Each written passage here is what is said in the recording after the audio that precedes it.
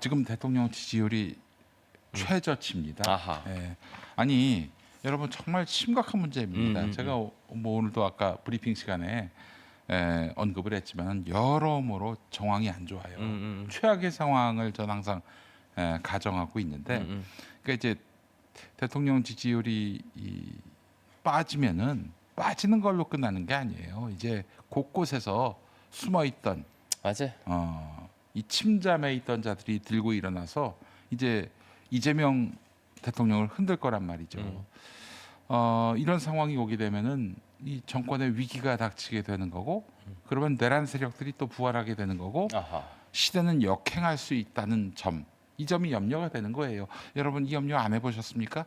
이 대통령 지지율도 높고 그럴 때는 뭐 몰랐지. 아하. 그러나 언제든 다시 그 과거 세력이 고개를 들 수 있다는 점을 우리는 감안하고 이 지지율 최저치 상황에서 어떻게 해법을 찾을 것인지 함께 모색을 해야 하는 거예요. 맞아요. 예. 너무 좋은 말씀이고요. 예. 그 MBS 여론조사 53%, 한 1~2% 떨어진 것 같고요. 그래서 이제 최저치라고 그 헤드라인에 나오고 있습니다. 가장 뼈아픈 거는 메가 프로젝트라는 회심의 한 수를 던졌는데 효과가 크게 안 났습니다. 이게 되게 뼈아프게 받아들여야 됩니다. 메가 프로젝트가 문제라는 게 아니라요. 네. 이제 결국 득점하는 거 가장 빠른 지름길은 득점하기 위한 지름길은 기존에 있던 문제들을 해결하는 게 먼저입니다. 뭔가 새로운 거 나오면 우리는 원하는 건 이건데 그래 저것도 좋아. 메가 프로젝트 사실 대단한 거죠.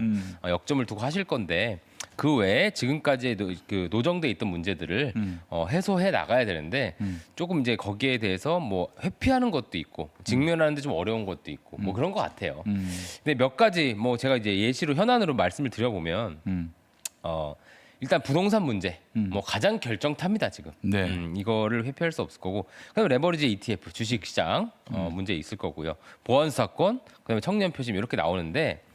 그나마 보안 사건은 전당대회 이기면 좀 이제 보안 입법이나 이렇게 할 수도 있습니다. 저는 이런 거는 큰 문제는 오히려 안 봐요. 그리고 레버리지 ETF도 결국 뭐 성찰하고 보안책도 마련하는 수밖에 없습니다. 네. 이게 이제 당장 현안으로서는 폭발력이 크지만 근원적인 문제는 아니에요.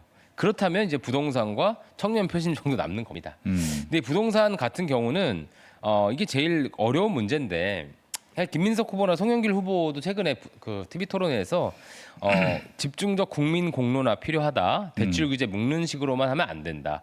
이게 사실 그동안의 진보 진영의 관성에는 좀 다른 목소리입니다. 좀 시장주의적 해법이고요. 그러니까 결국 이게 좀 중도 보수적 해법이에요.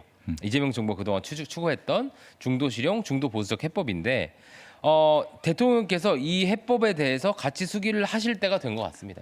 이제 따뜻한 물이 왔습니다. 그러니까 지금 전당대회 국면에서도 그런 게 다 저는 연결돼 있다고 보는 게 민주당 지지층들이 강한 친청, 뭐 강한 친명도 있지만 민주당이 이런 방향으로 가면 될까? 그럼 어떤 방향으로 가야 될까에 대한 고민이 있으실 거예요. 네. 그 안에서 소위 이제 정청래식 해법은 기존 민주당식 방식이죠. 선명한 개혁을 더 해야 된다. 그걸 안 해서 우리가 지금 힘든 거다. 네. 근데 이제 이재명식 혹은 김민석식으로는 뭐 송영길식일 수도 있고요. 중도 실용, 중도 보수 정책까지 우리가 써야 된다. 실용적으로. 그러니까 이에 대한 당내 설득의 영역이 있는 겁니다. 네. 이 민주당 내 어떤 중도층 입장에서는. 근데 지금 저는 중도 실용, 중도 보수로의 피봇에 대해서 설득을 좀 아직 더 못한 것 같아요. 그거를 더 열심히 해야 되거든요. 중도 실용, 중도 보수로 가면 우리가 이렇게 돼서 민주당 이재명 정부가 지지율이 엄청 올라가고 정권 재창출까지 가겠구나. 네. 이런 설명을 해야 되는데 저는 좀 그 원내 어떤 친명 분들에 대해서 오늘 좀 쓴소리를 드리면 좀 게을렀다고 봅니다. 거기에 대한 설득 안 하고 이제 소위 이제 김어준과의 일전에만 너무 집중했다. 그래서 이재명 대통령이 아무리 그렇게 삽을 뜨고 막 제가 얘기했었잖아요. 고용 유연화 이런 얘기할 때 제가 뒤집어졌다고 대단하다. 보수 사람들이 완전 그때 다 놀랐습니다, 엄청. 근데 그럴 때 아무도 받아주는 민주당 의원이 없는 겁니다. 그러니까 그렇게 가면 중도 실용으로 가면 중도 보수로 가면 민주당이 훨씬 커지고 압도적 지지율로 집권을 강화할 수 있다라는 얘기를 설득력을 강화해야 돼요. 근데 그걸 손 놓고 있었다는 게 저는 지금 나타나고 있는 것 같아요. 네. 일종의 노선 갈등을 하는데 이쪽의 노선이 지금 설득력을 더 풍부하게 해줘야 된다 이거지. 유시민이 설치고 다녀서 그런 면도 있어요. 명백하죠. 워낙 그동안의 의제 설정 기능을 이제 저쪽이 장악하고 있었기 때문에 그런 겁니다. 네. 그래서 저쪽이 얘기하면 저쪽 얘기에 응대하느라 시간을 다 뺏기는 거거든요. 그렇지, 그렇지. 근데 그거를 안 하는 사람이 이재명 대통령인 거예요. 자기 의제를 팡팡 던지고 대통령이잖아요. 근데 의제를 던졌는데 받아주는 사람이 없어. 센터링을 계속 올리고 스루 패스를 줬는데 골을 넣는 사람이 없는 거예요. 그 평소부터 이석현 평론가가 그 얘기만 했어요. 중도 저는. 실용과 관련한 친명 의원들의 뒷받침 국회 포럼 만들어서 화답? 정책 토론회 맨날 해달라 했잖아요. 하나도 안 했어요. 하나도. 그러니까 이현주 의원 같은 분만 이렇게 메시지 가끔 내고 혼자 다 두드려 맞았어요. 내가 그 이현주 의원을 평소에 뭐 엄청 좋아하진 않았지만 네. 저는 그런 거 할 때 굉장히 와 대단하다 싶었거든요. 예. 근데 그렇게 모여서 하시는 분이 없고 이게 참 슬픈 겁니다. 이게 변방의 장수로 시작해서 뭔가 인재가 엄청 두텁다고 보기 어려운 거예요. 네. 그래서 기존에 있는 분들이 좀 열심히 해주셨으면 좋겠어요. 제가 이 말씀 꼭 드리고 부동산 문제도 그런 겁니다. 네, 부동산 문제도 문제. 그런 그러니까 토론을 해야 돼요. 그 부동산 문제와 관련해서 대통령이 어떻게든 한번 꺾어보겠다 이런 의지는 분명하신 것 같은데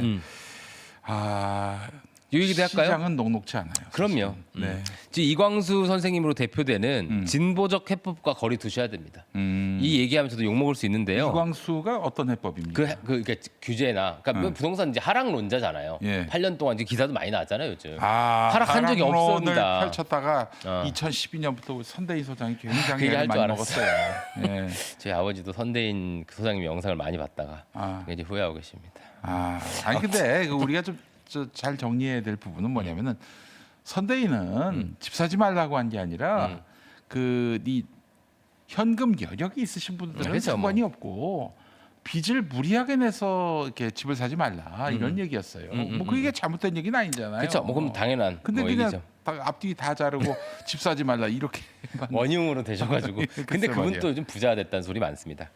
주식으로 풀려서. 주식으로 주식으로 풀리는 게 뭐 잘못 나쁜 게 아니죠. 예. 나쁜 얘기 아닙니다. 아무튼 그동안 관성적인 민주 진영의 어떤 과세 강화 이 해법에 대해서 성찰이나 혹은 그 토론이 필요하다라는 거를 김민석, 송영길 후보도 요즘 말하기 시작했어요. 네. 저는 아주 좋은 시그널이라고 생각하고요. 네. 근데 여기에 대해서 정청래 후보는 별 말이 없습니다. 이런 정책에 대해 별로 관심이 없으신 것 같아요. 정말로 권력 구조 이런 얘기만 하시죠. 예. 자, 그다음에 청년 표심 저희가 맨날 얘기하는 거 있습니다. 예. 뭐 성별 갈등. 이것 좀 왜 이렇게 못하나 안타깝고요. 그 운동권식 정서, 그 분배주의, 규제주의 요거 제가 예를 몇 개 오늘 가져왔는데 네네. 최근에 허영 민주당 의원께서 AI 음란물 처벌법을 발의했습니다. 대표 발의. 이게 뭐냐면 실존 인물이 등장하지 않는 AI 성인물을 만들면 최대 징역 7년까지. 실존 인물이 아닌데 왜? 그러니까요.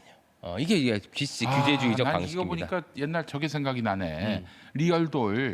리얼돌을 규제하는 이것도 잘못된 거 아닙니까? 그리고 또 하나가 그런 비슷한 게 메타버스 내에서 가상현실에서 이제 성폭력에 대해서 처벌하고 규제하는. 그러니까 그런 것들을 실제 있지 않은 일인데. 있지 않은. 그러니까 이미 거기서 막 모욕적 발언을 하면 모욕죄나 통매형으로 가면 돼요. 네. 근데 굳이 자꾸 그런 규제들을 만드는 건데요. 이런 거는 유독 민주당에서만 나옵니다. 아니 실제 사람이 폭행이 아니라 피해를 입지 않은 건데 그걸 무슨 근거로 그러니까 이게 처벌을 하나? 그래서 근거가 없으니까 근거를 만들어서 처벌하겠다. 늘 제가 민주당이- 말씀드리는 네. PC주의적 정서에 근거한 겁니다. 철학에. 네. 이게 그 교권, 학교 현장에서도 요즘 이제 맨날 나오는 얘기가 정서적 학대, 정신적 폭력, 그게 아동복지법 안에 있는 겁니다. 그러니까 그게 모든 게 다 들어가요. 뭐 이게 소지품 검사도 요즘 못하는 거 아시죠? 학생인권 조절 때문에. 그게 얘가 밖에서 담배 피는 걸 봤는데 네. 소지품 검사가 안 되는 거야. 그러니까 그런 이제 전혀 그런 생활 지도가 안 되는 거거든요. 그러니까 그런 식의 여러 가지 정서적 학대라는 마법의 칼이 지금 온 사회를 집어삼키고 있는 거예요. 네. 근데 그 기조에 민주당이 늘 앞장서고 계시면 청년 표심을 받아올 수 없고요. 또 하나 최근에 김현 의원이 청소년 유해 음원 유통 금지법 냈다가 요거 추진했다가 그냥 2주 만에 철회했습니다. 철회했어요. 김용민이도 마구 씹어댔어. 그렇습니까? 네. 훌륭하십니다. 이 시민사회 반발이 엄청났습니다. 이게 사전 검열이냐, 예전에 무슨 아침 이슬, 붉은 해가 왜 떠오르냐 금지곡. 이런 수준인 겁니다 금지곡. 지금. 그러니까 금지곡 만들었잖아요 아침 예. 이슬도. 예. 그러니까 그런 식으로 대중문화 검열에 대한 반발이 있자 철회를 했는데 왜 유독 이런 것들은 민주당 안에서 나오냐 이겁니다. 그럼 이제 청년 표심은 민주당이 또 민주당 햇내가 되는 거예요. 이런 것들을 다 바꿔야 되는 시기에 최민희 의원이 왜 졌냐고 한 겁니다 지금. 여러분 이 자들은 너무 낡은 자들이에요. 그냥 선명하고 규제하고 또 열정적이니까 통제하고. 다 그냥 정말 뭐 좋은 일을 하느라고 저렇게 앞서서 팔짱 걷고 싸우는 거구나라고 생각하실지 모르겠지만 정말 젊은 세대들에게는 독약이에요. 예전에도 우리도 그랬잖아요. 금지곡 이런 거 갖고 막 분노하고 화를 그게 내고. 민주 진영이었어요 원래. 네. 근데 어떻게 여기는 이런 거지. 나는 선이고 정이고 상대편은 악이고 불이고. 그러니까 내가 만든 법은 아마 저들에게 법. 큰 빅엿이 될 것이다. 근데 항상 보면은 뒤바뀌어서 자기가 당해. 자기가. 보통 이런 게 시민단체 그리고 이념적 시민단체에서 엄청 요청을 합니다. 네. 의원실에다가 예. 이거 해달라고. 예. 그럼 이제 거기서 후원금 받을 수도 있고 혹은 뭐 정치적 동원이 가능한 거죠. 성과로 낼 수도 있고. 네. 이 구조를 바꿔야 돼요. 이 구조를 바꿔야 되고 주로 이런 그 의원실들이 이제 운동권 성향의 그 분들이 많습니다.